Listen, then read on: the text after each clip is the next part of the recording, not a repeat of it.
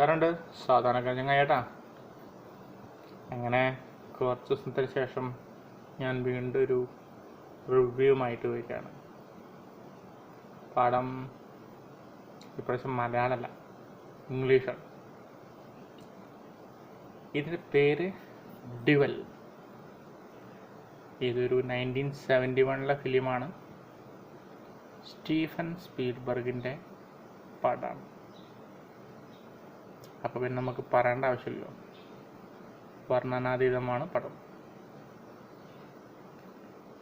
ഇതിനെപ്പറ്റി പറയുകയാണെങ്കിൽ 1971 Richard മത്തേസൺ എന്നൊരാളുടെ short story base ചെയ്തുകൊണ്ടുണ്ടാക്കിയ പടമാണ് the dual.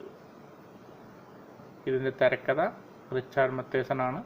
Direction Stephen Spielberg.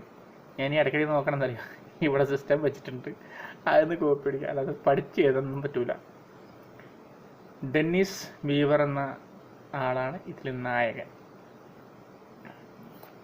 ഇതിനെപ്പറ്റി പറയുകയാണെങ്കിൽ ഒരു റോഡ് ആക്ഷൻ ത്രില്ലറാണ്. ഇതിൽ കഥ വേറൊന്നുമില്ല.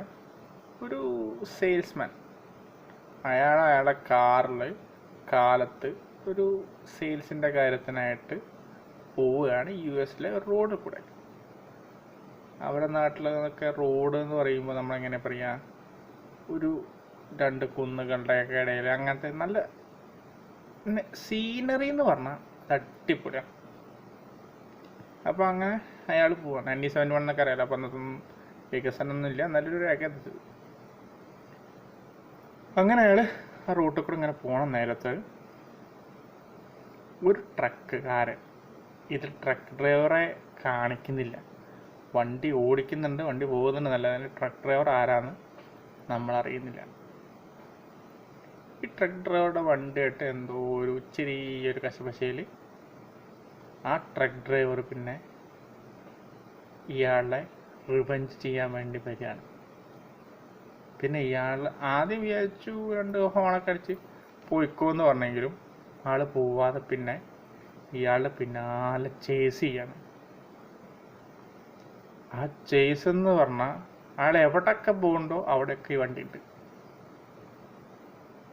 അയാൾക്ക് മനസ്സിലായി രക്ഷപ്പെടാൻ പറ്റണില്ല. കാരണം ഒരു ട്രക്ക് നമ്മളെ പിന്നാലെ ചേസ് ചെയ്യും. ചിന്തിച്ച് നോക്കി, നമ്മൾ പോണോടത്തൊക്കെ സാധനം വരിക. അയാൾ ആദ്യം ഒരു റെസ്റ്റോറൻറ്റിലേക്ക് വണ്ടി പാർക്ക് ചെയ്ത് റെസ്റ്റോറൻറ്റിൽ ചായ കുടിക്കും. ആ നേരത്തെ ആളിങ്ങനെ ചുറ്റും നോക്കുന്ന സീനുണ്ട്. ഒരു 5-10 ട്രക്ക് ഡ്രൈവർമാർ അവിടെ ഉണ്ടാവും.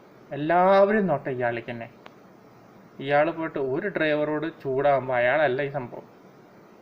അതോടെ അവിടെ നിന്ന് 2 ഇടിയൊക്കെ ഇയാൾക്ക് കിട്ടുന്നു. അതിനുശേഷം ഇയാൾ ഇടിയും കിട്ടുന്നിങ്ങനെ തല കറങ്ങി നിൽക്കാനൊക്കെ അറിയില്ലേ, ആ നേരത്ത് ഈ ട്രക്ക് മുന്നിലേക്ക് പോകണമാണ്. അതോടെ ഇയാൾ പുറത്തേക്ക് ഓടിച്ചെന്ന് നോക്കുമ്പോഴേക്കും ആ ട്രക്ക് പോയിട്ടുണ്ടാവും. അപ്പോൾ ഇയാൾ ചോദിച്ചു, ഓക്കെ ട്രക്ക് പോയില്ലോ എന്ന്.